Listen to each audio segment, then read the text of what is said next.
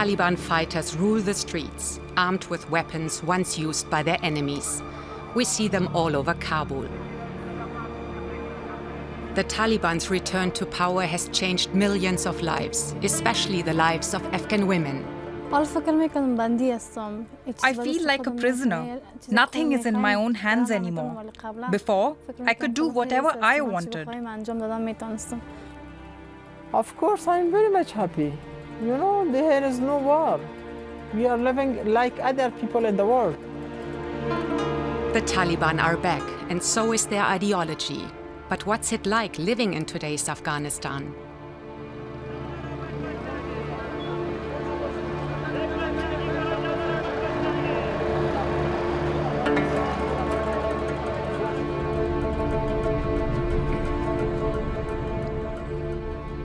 We head west out of Kabul into the rural province of Maidan Wardak, the mountains here where Taliban land when US and NATO troops were still in the country. Driving is tricky and slow. Roadside bombs and airstrikes have left their mark.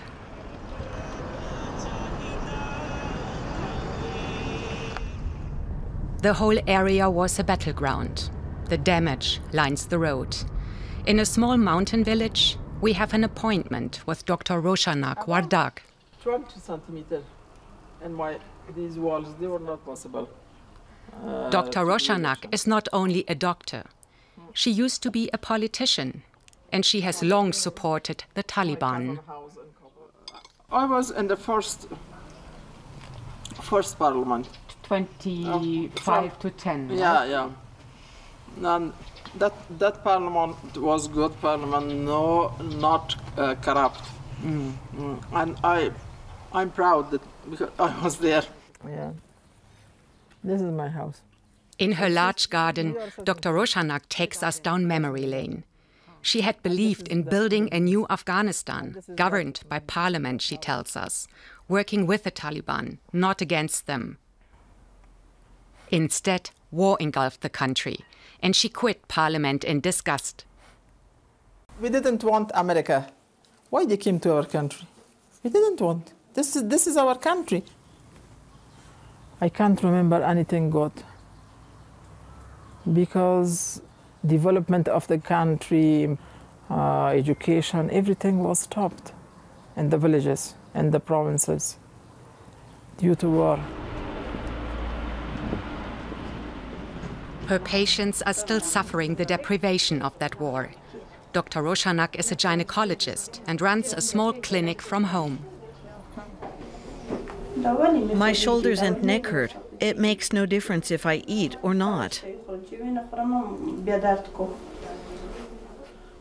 Because you have 10 kids. Is there a cow? Yes, but it has no milk. She sees more patients than before. Now that fighting has stopped, traveling is less dangerous. With the Taliban, things are good now. It's peaceful. Before, there was a lot of war and fighting. We always lived in fear. But now it's quiet. Every pregnant woman we meet here wants to know the sex of her baby. Oh my God, this is also boy. You see these? This is one testis, this is the other, this is penis. You see? Yes, now you. Boy is power of a family. He can fight. And you know, if there are more boys in a family, that family is much powerful in the village. If they don't have boys and they have girls, they are weak. Everybody can attack on them. Some of the boys she helped deliver in the past are now fighters. She won't comment on Taliban atrocities. Instead, she points to their roots. Taliban, good or bad, you know, everybody has their own judgment. For me, Talib was Afghan. All Taliban were Afghan.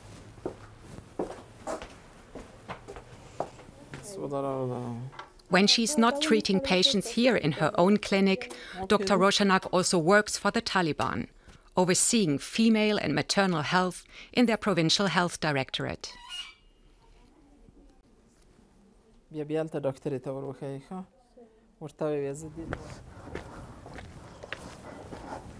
Before we leave, she takes us up the mountain behind her house. A fiercely beautiful view turns her thoughts towards the future.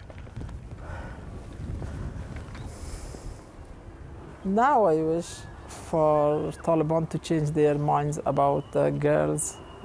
Without activities of girls and ladies, it's impossible to achieve development. It's impossible.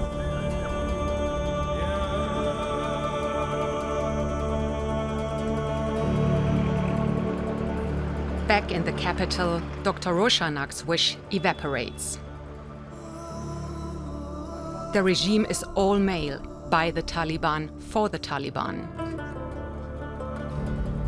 The drive through Kabul reveals more drug users and street children than we've seen before.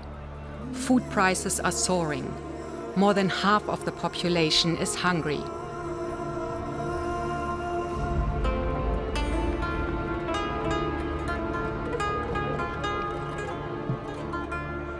In the evenings, women sit in front of the city's bakeries, begging for a loaf of bread.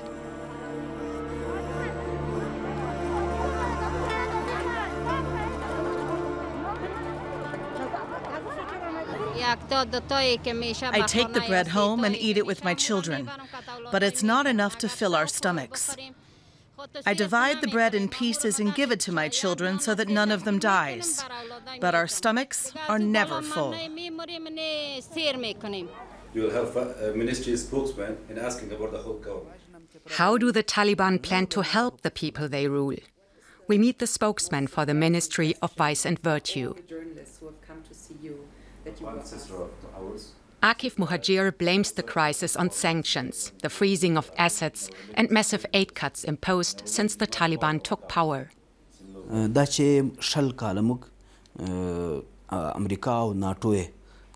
For 20 years, America and its NATO allies killed us with bombs and artillery. Now they're trying to kill us like this. They are responsible for this. The hunger crisis is on them. His ministry makes sure people behave according to the Taliban's vision of Islam. We built the kind of state our nation wants. Our nation fought for Islamic rule for 43 years, and now we want to enforce it. Leave us alone to become a part of the world. Stop killing us. Give us the rights of a free country and let us make the decisions for our nation.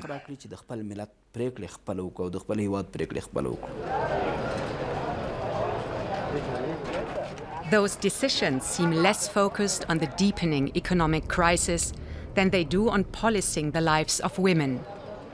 The Taliban want a gender-segregated society.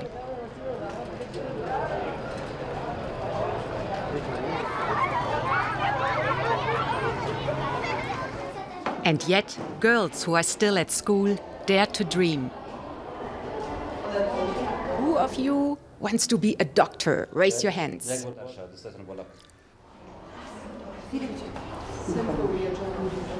But these girls will be out of school long before they can study medicine. The Taliban leadership has effectively banned them from secondary education. On the street, a rare sight. A group of women demonstrating for the right to education and work. Suddenly, Taliban fighters shoot live rounds in the air. Young women like Aisha and her sister are trying to find their place in this Afghanistan. I have lost myself since the Taliban returned to power. I am no longer the girl I used to be. In the past, I would feel proud looking at myself. I gave myself the name Jasur, the bold one. But now, I have lost my spirit. My hopes are gone under the Taliban, and it doesn't feel good. See, at my home, I use this to make coffee. Your country use this to make tea. Aisha used to work for a UN project. She also studied journalism at a private university. Now she has lost her job and had to leave university because she can't pay the fees. How many cups of green tea do you usually have a day? The sisters still go shopping without a male family member to chaperone them. But that could change if the Taliban gets stricter on public gender segregation. I feel like a prisoner. My hands are tied.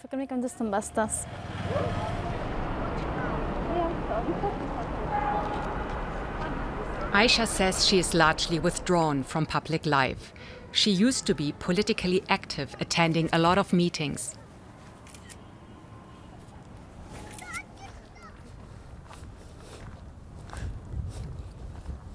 Now, she rarely sees people outside her family. Instead of talking in public, she writes in private. My country is tired of betrayal. My country, you are songless and voiceless. Aisha is angry. She blames the West for abandoning Afghanistan to men who limit her life.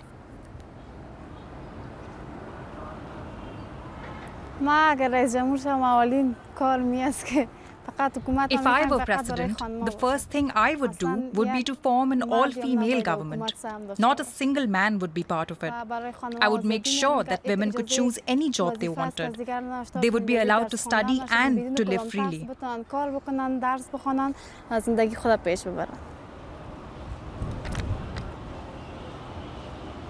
The men would stay at home for a while to learn what it is like to be a woman, to be prevented from working and studying. At home, they would understand how difficult it is to be confined to a life of raising children. They would understand what kind of life Afghan women have to tolerate, alone.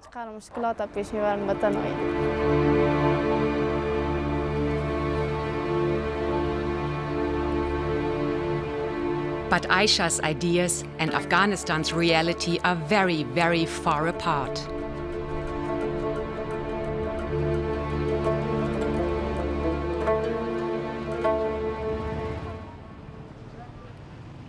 At one of the many checkpoints in Kabul, we meet Izzatullah. He joined the Taliban as a teenager and left home, where most people are farmers, to come to the big city.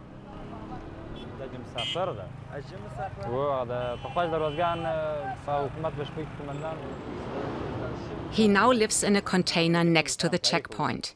He wants to officially join the Taliban security forces to serve the Islamic Emirate.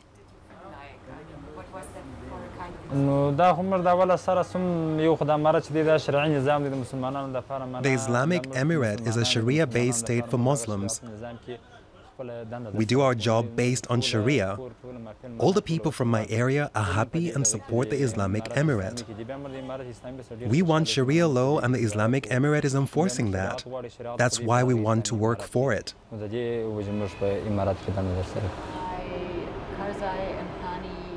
When we suggest many Afghans fear Taliban rule, Izzatullah and his friends brush aside such concerns. They say talk of explosions, targeted killings, beatings and arbitrary arrests is nothing more than Western propaganda.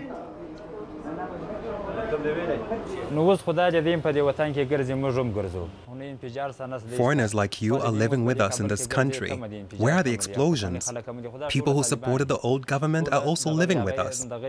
All the people in this container are Taliban and we're talking to you. We all walk the same streets.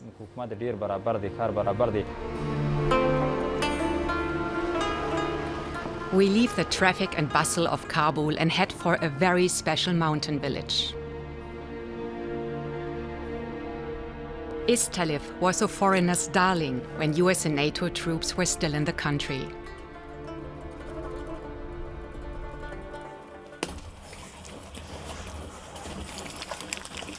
Its traditional pottery attracted throngs of visitors from the capital, especially foreigners. But they are gone, and so is their money. Craftsmen like Abdul Manan are in trouble now. He runs a workshop with his son Ramesh. We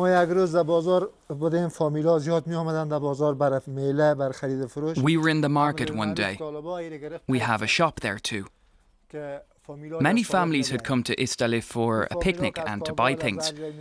But then men from the Ministry of Vice and Virtue showed up. The Taliban told families from outside that they should neither come for picnics nor to shop anymore. They said women could no longer visit, but they were our main customers.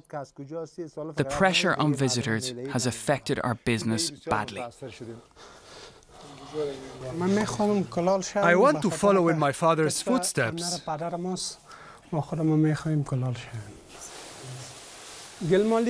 I like working with clay and kneading it for my father. I like every part of the process. It's our family craft.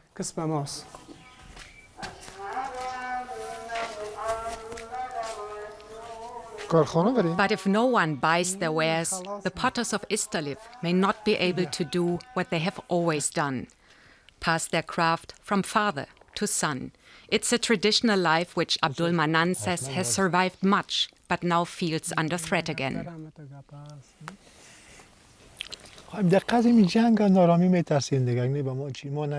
We're afraid of new wars and more hardship. We aren't soldiers. We never took sides, and we never oppressed anyone. There's no reason to attack us. We're professional artists who just want to earn a living. But our eyes have seen so much war. After the war with the Russians, the Mujahideen fought each other. Then the Taliban arrived and there was more war. And now we have this. All of this is very scary.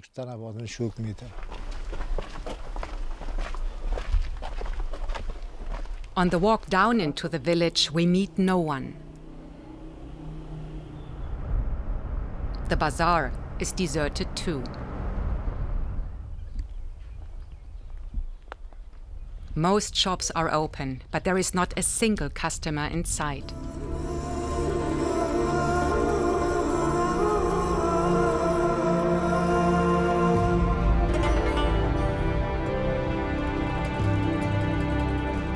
We have traveled a hungry, unsettled country of vastly different truth. Voices of dissent are under threat. There is more security, but no reconciliation.